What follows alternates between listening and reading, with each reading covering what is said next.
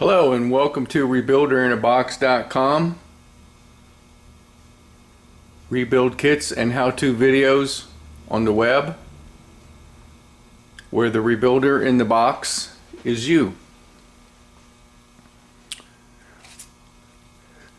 Here we have the old Mopar muscle car starters. Not available on our website, but you can call us and order them. There's two different ones. The standard size can be identified with the housing length, not including the end plate. The length is just under 3 1/4, 3 3/16. The long one, the 1.8 heavy horsepower, is 3 and almost 3/4.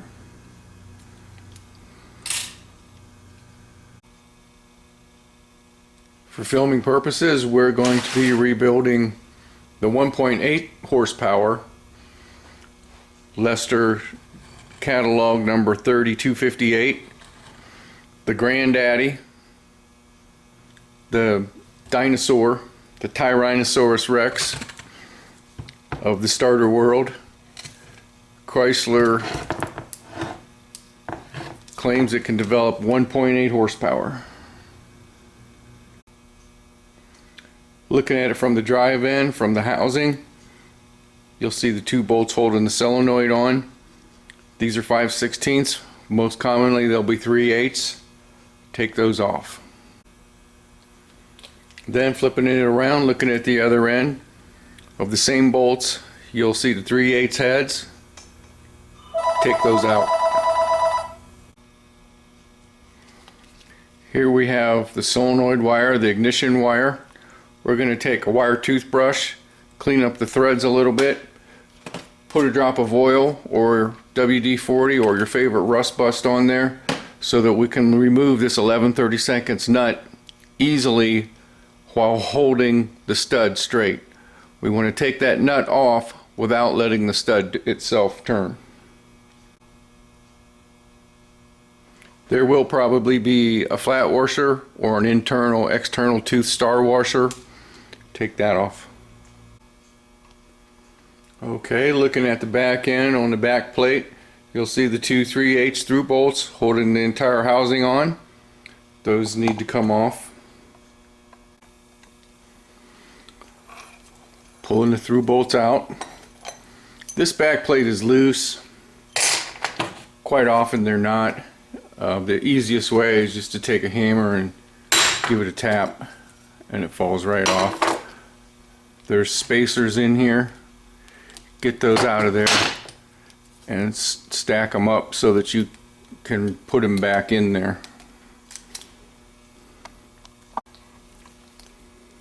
There's probably going to be a thick one and various thin ones, even paper ones or leather ones. Just stick those together and put them aside so that you use the same spacing when you put it back together. Now we can pull this back a little bit, get some separation on it, but it won't come apart yet, and you won't be able to take the armature out because the gear on the bottom is bigger than the brushes that come before it. But what we can do is get this separated and find where the wire is coming down from the fields. Sometimes that'll be a Phillips. Original equipment, it'll be a 5/16. Whatever it is, it might be just a flathead. But take that screw out. There's only one of them. Now we're just going to pull the brush holder, solenoid, and armature and everything out of the drive-in housing. There's a big spring right here. Goes down in the clutch arm. The clutch arm's kind of loose. It comes right out. It's just got a knob on the end that you have to lift up on and pull it out. And then we got to wrestle the brush holder off the shaft. There's several ways you can do this. You can fool with the brush springs and get the brushes, pull the brushes up through and get it apart like that by leaving the gear on there. But probably the easiest way would be to, you can see we've started taking this off, the E-ring or C-ring, and then this gear comes up. Then you can pull the shaft right out. Just to keep things organized, we push the C-ring back on there with the gear after we got it apart, and we're going to take this spacer off and put it aside so it can be reinstalled in the same place. Now we're left with the drive-in housing. This tin piece right here is a thin metal, practically sheet metal. It's just a gear cover. Take a screwdriver, pry it up out of the way.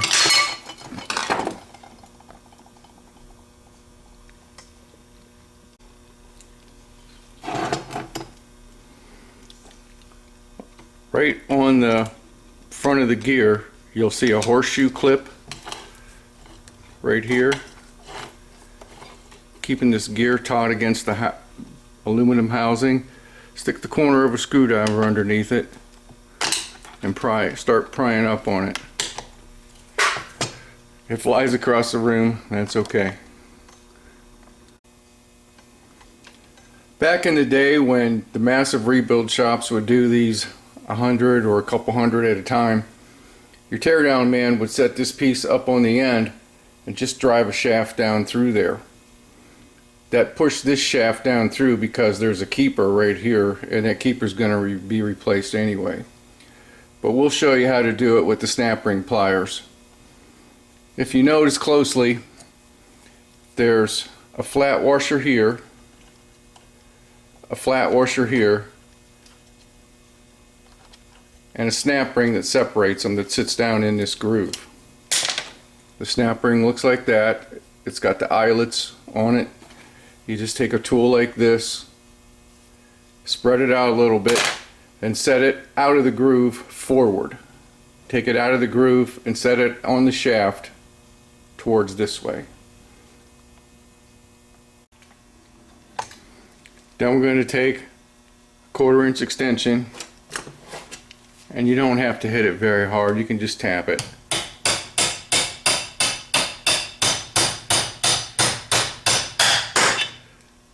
Tap it on down until the snap ring and the flat washers fall off. After you get the snap ring and flat washers off, set it in a vise or up on something so that you can finish driving that shaft out. Sometimes they fall out, but usually there's some resistance because the center of this gear goes onto a spline on the center shaft.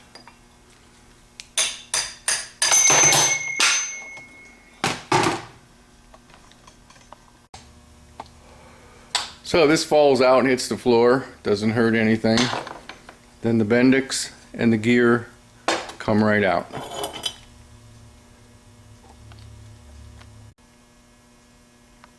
There's supposed to be a leather washer right here. This one doesn't have it. It probably disintegrated over time. But when you put it back together, we'll put one in. We need to get the disc assembly from between the brush holder and the solenoid. Just pry this up and out of the way, and then the disc assembly with the stem and the contact copper disc comes right out. Here's everything disassembled. I'll go through and name it for you. Field housing, armature, gear housing or drive-in housing, the 2 through bolts, contact disc assembly, 2 flat washers, and the C washer, the bendix. You can see where the gear's kind of chewed up and that thing's definitely junk. The cover, return spring, reduction housing, plunger, the 2 bolts holding the solenoid on. This is a solenoid and brush holder assembly One thing we didn't mention yet is the brush spreader. That's a tool that stays in there. It keeps the brushes apart for assembly. And here we have the parts typically used for a rebuild kit. Both bushings at the for the armature, back bushing, front bushing. Normally you don't have to replace the bushings in the nose cone where the shaft spins. A new Bendix, solenoid, gasket, brush holder assembly with the brush keeper tool. We're going to use 2 new flat washers, a new clip, and mostly for cosmetic reasons, the gear cover. Moving on, everything's been cleaned up and ready to be put back together. Everything's just cleaned out, degreased. This housing has been blasted and a light coat of silver paint. The shaft is polished and the splines buffed out really tediously. The armature has been turned down a little bit, polished on the commutator, and given a coat of polyurethane or varnish. One of the reasons for doing this video is for historical purposes. It's a very old and rather unique starter. Probably not a lot of people on God's green earth know how to put this thing back together correctly. However, I am lucky enough to still be alive and old enough to know how to do it.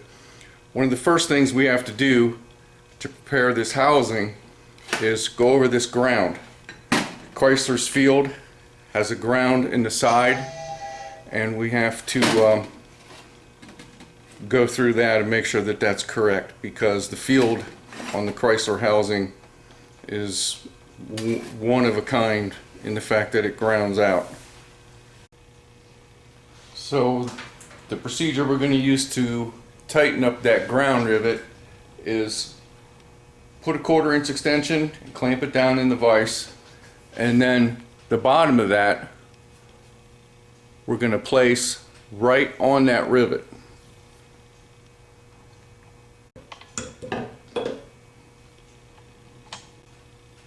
Like so. And you can also notice we've buffed all around the outside of that rivet so that there's no rust or any corrosion on the outside of that, so that when we mash it down it's going to contact new metal.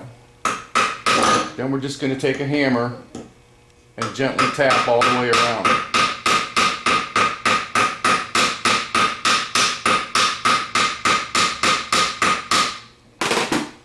So that there's a good ground on the field.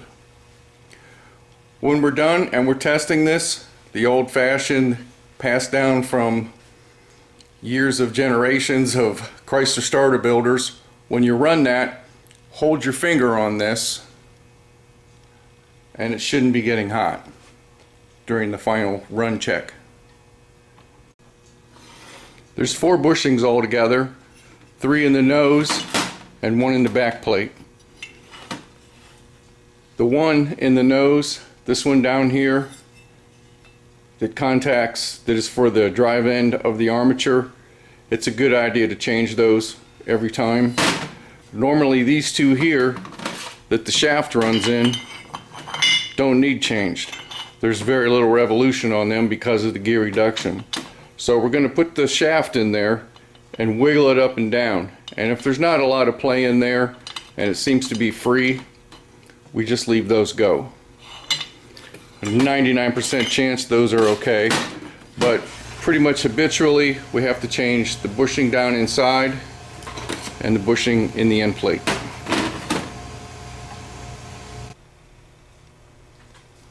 So we're going to take a Harbor Freight screwdriver and get this bushing out of here.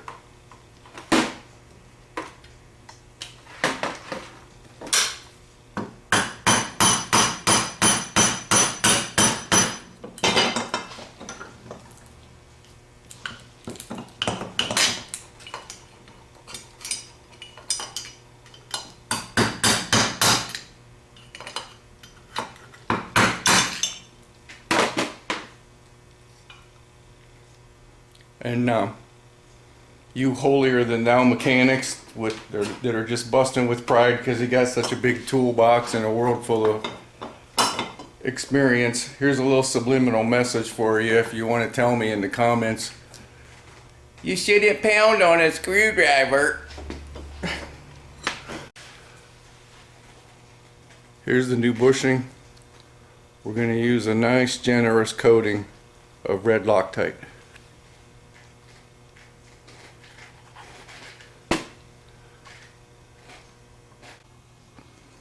Okay, so we're going to just set it where it goes, and we're getting ready to tap it in. Best thing to use to tap that in is going to be a 3/8 extension. We're not going to tap on it very hard, but you can use an older one if you want. Don't use your good Craftsman.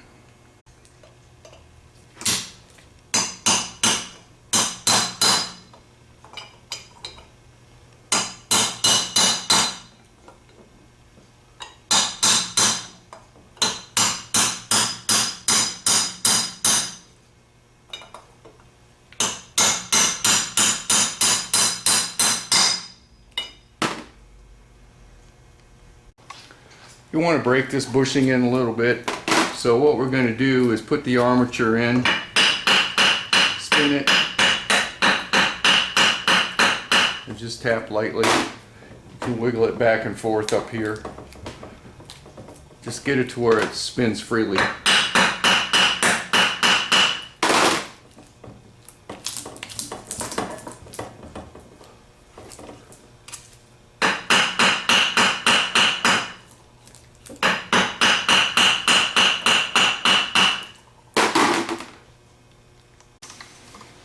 The clutch arm fork has to travel freely, so what we're going to do is put a drop of oil on this pin on both sides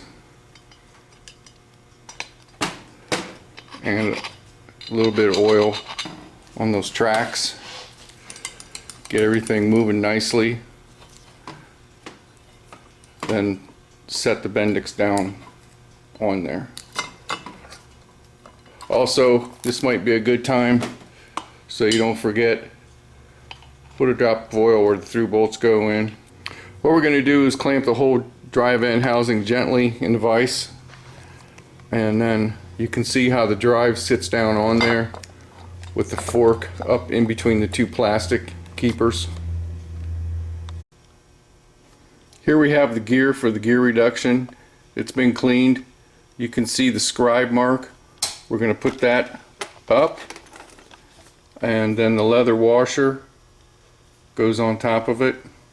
Then we're going to install it in the nose with that part to the left, with this part to the left and the leather washer to the right. So we've put the Bendix on the fork so that both plastic retainers are one on each side, and it's traveling nice and flat. Then we're going to hold this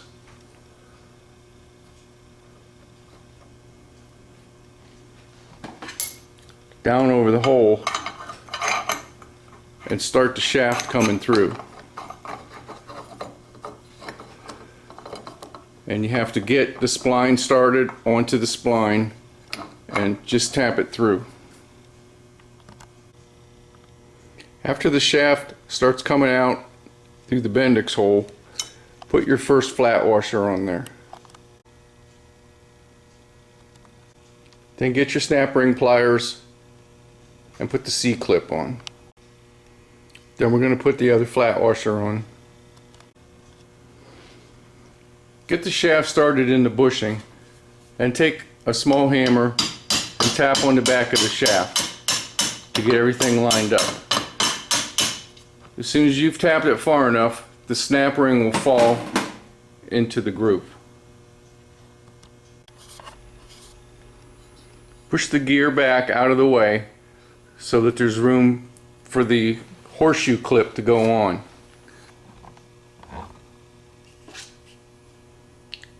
Put a couple drops of oil on the shaft. We're going to set the new horseshoe clip in place on the groove, and recommend a 1/4 inch extension to drive that down in. Just tap on the end with a hammer. Screwdriver doesn't really work very good.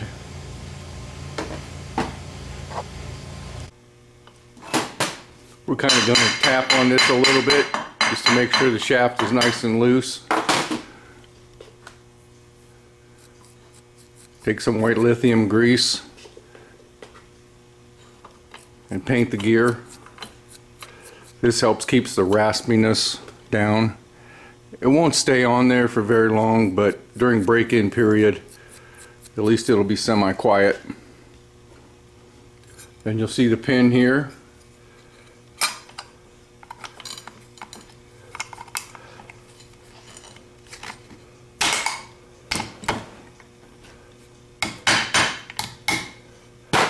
And this part of it's done. Make sure we got freedom of play here. Looking at the solenoid, we're going to put a new gasket on it. Where the wire comes up, not the stud, there's a little divot right there, and the goes on there just like that. Here we have the contact disc. That's getting a little worn there. You can see the arcs. So we'll flip the disc over. First, take the spring off.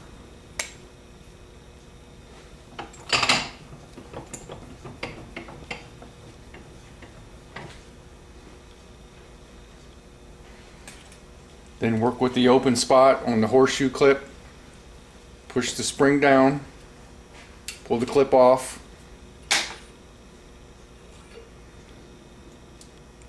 Flip the disc over. Put the insulator back on.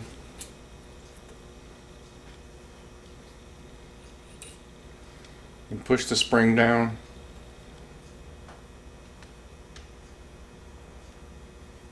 And push the horseshoe on. You can see where we shined it up on a buffing wheel, and then we're going to push the spring back on.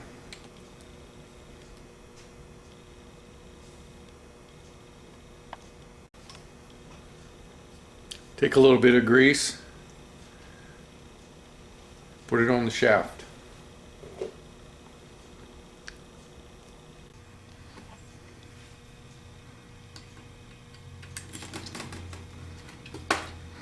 Stick it down in the hole like that.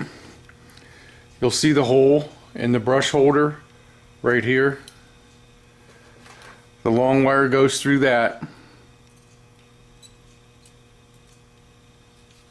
Then you'll see the other hole right here for the post.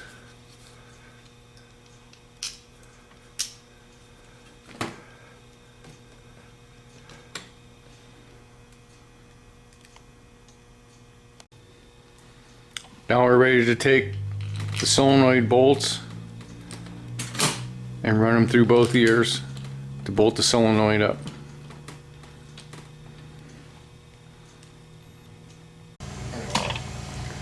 Okay, now we're going to put a number 8 flat washer, number 8 lock washer, and an 832 nut on the solenoid post. You're going to want an 11/32 wrench or socket to tighten that up. We're going to put a little bit of grease in this area on the plunger.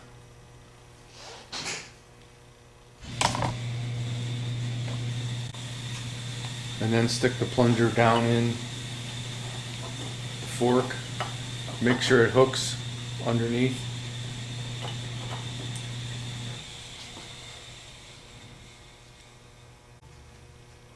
Coil spring goes down inside the plunger.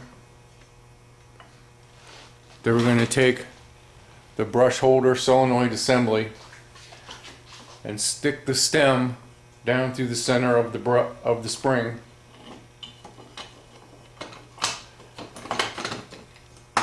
and scoot it all down in there. We put a 1024 nut and lock washer on the back of the two bolts holding the solenoid and brush holder assembly down. Those are coarse or 1024. Now we're going to take this wire, wrap it around that brush lead several times, and then take a pair of needle nose and bend it down. Then we're going to want to trim any excess off. You can solder that if you want.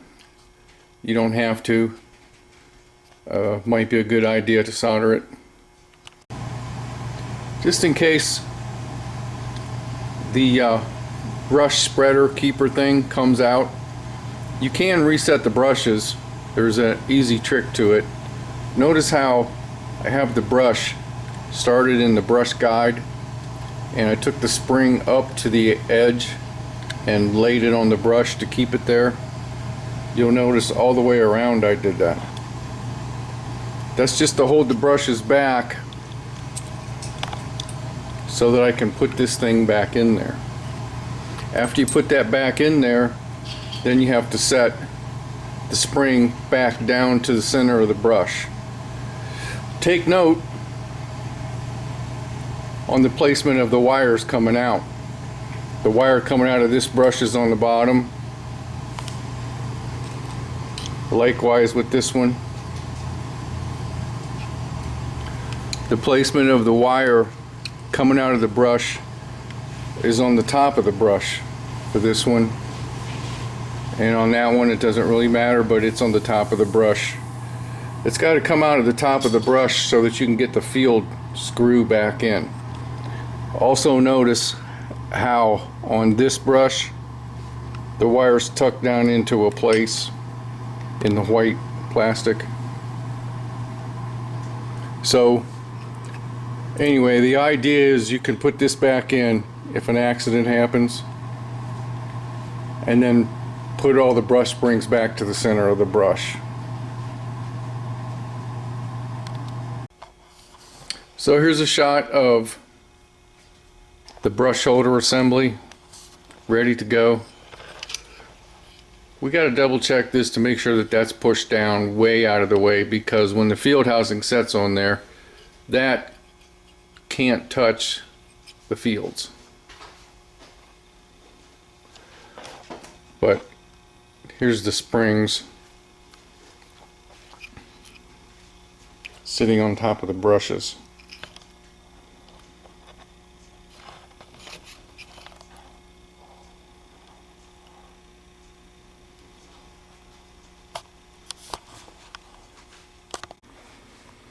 You'll notice we painted the inside of the field housing with red insulating paint. This hole right here is an 832. Takes a little screw right here. What you have to do is put that through this and screw it in to this brush. Basically we just set the housing on the top, stick your hand down through like that so you can hold the back side of this nut that's part of the brush wire. Screw that in and make sure it's good and tight. It'd be a good idea to clean up the field lead. It's going to look something like that. Perpendicular, then just stick it down in there.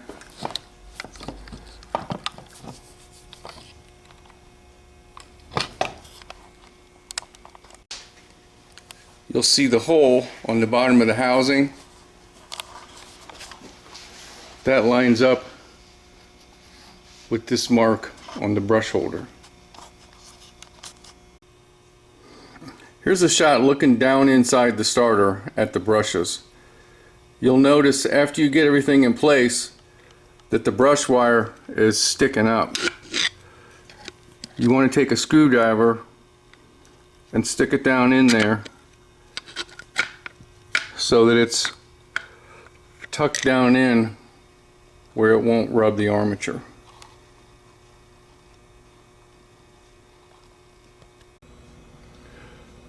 Wouldn't be a rebuild without replacing the bushing in the back plate.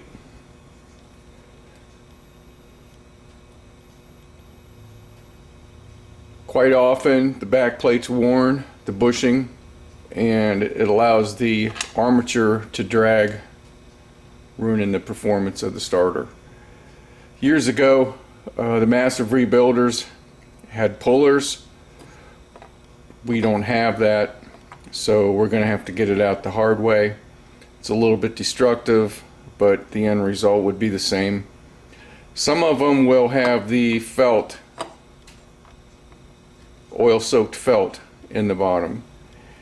If you have it, go ahead and put oil on it. If you don't worry about it. We have to get the dust cover off this thing here. It doesn't come off easy. It's spot welded on. When we're done, you could either RTV silicone it back on, or if you have access to a MIG, TIG, do it like that. But we have to knock it out from the inside out. Set it with the bushing up in a vise with the jaws open just enough to clear the plate so we can knock it out. It's going to take a little bit of force, and we don't want to bend the end plate itself. Again, we're going to use our non-favorite Snap-on or Mac extension and use a hammer to tap on the top and get this out.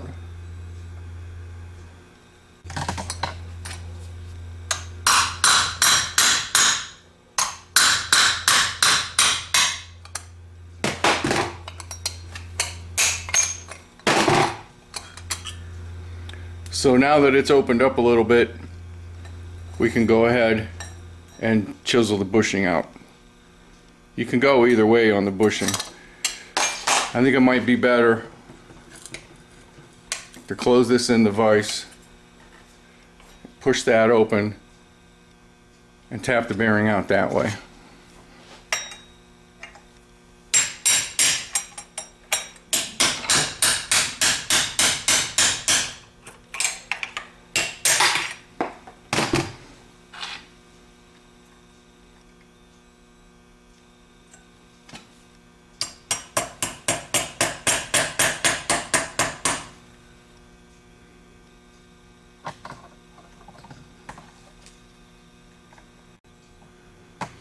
Here I'm using my least favorite 3/4 socket.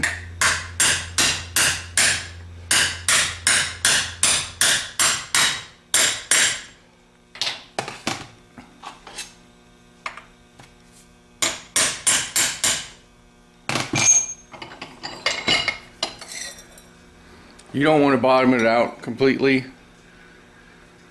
Leave a little bit of a recess.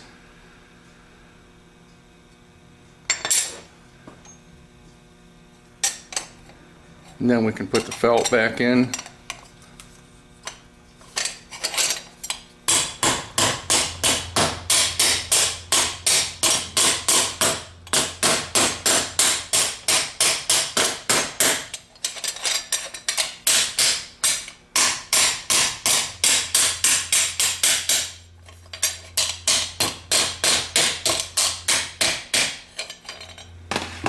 And like I said previously, if you want to take a little bit of RTV and go around the outside, we used to just leave them off, but some people would like it on there for cosmetic purposes. You're not going to get any water through that between the bushing and the shaft, so you don't really have to have it there, but it is a visible thing when the starter's mounted on the car, and a lot of them you can even see from under the hood. So if you want to put it back on, you could go ahead and MIG, TIG, whatever you have access to. The factory spot welds it. But we're almost done. We just have to break the bushing in on the shaft. What we want to do here is put a little bit of oil on the shaft. That went right on. Sometimes you got to tap it on a little bit. Then we're going to tap around.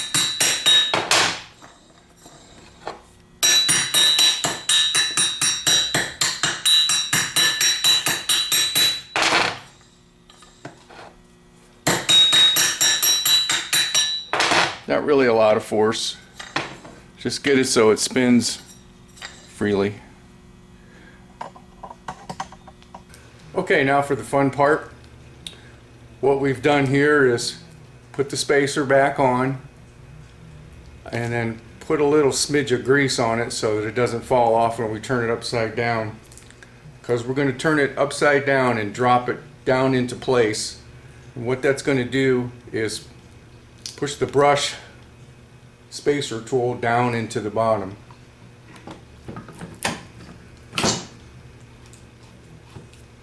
Then we're ready to put the lid on. Whoops. Put the spacers in.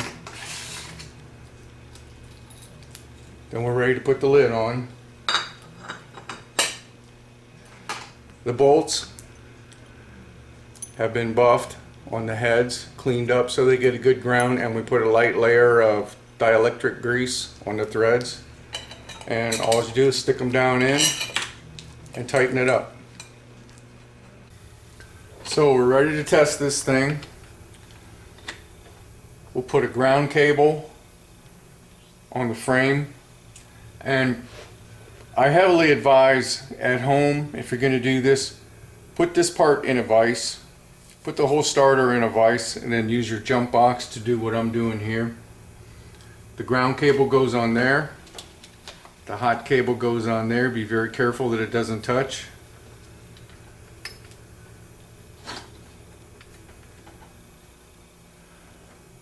And then you can use a screwdriver or a pocket screwdriver to go across and activate it. We're going to use a foot switch. And I'm going to hold my finger, I'm going to hold on tightly to it, and I'm going to hold my finger on the rivet to make sure it's not getting hot. And I'm going to keep my fingers way away from this area up here.